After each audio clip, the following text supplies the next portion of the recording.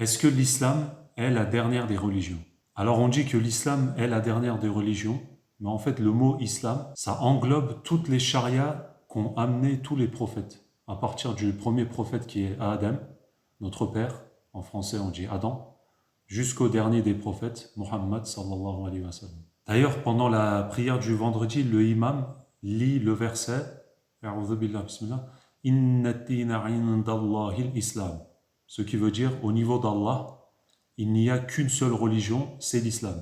En fait, on peut résumer cette histoire de cette façon. La charia que notre prophète, sallallahu alayhi wa sallam, a amenée est la dernière des charias. Alors là, on peut se poser une question, puisque du point de vue de l'islam, il n'y a qu'une seule religion.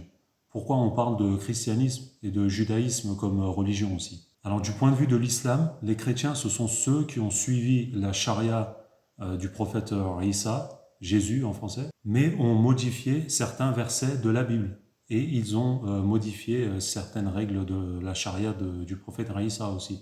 Du coup, ils sont devenus des déviants. Et les juifs, pareil, ils ont modifié les versets de la Torah et ont modifié la charia qu'avait amené le prophète Moussa, Moïse en français. Et du coup, eux aussi, ils sont devenus des déviants. Pourquoi on parle de plusieurs charias? Plusieurs prophètes nous ont enseigné différentes charias au cours de l'histoire de l'humanité. Et charia, en fait, ça veut dire les règles de la religion. Mais des fois, par exemple, un prophète a pu utiliser la charia qui a été utilisée par le ou les prophètes qui étaient là avant lui.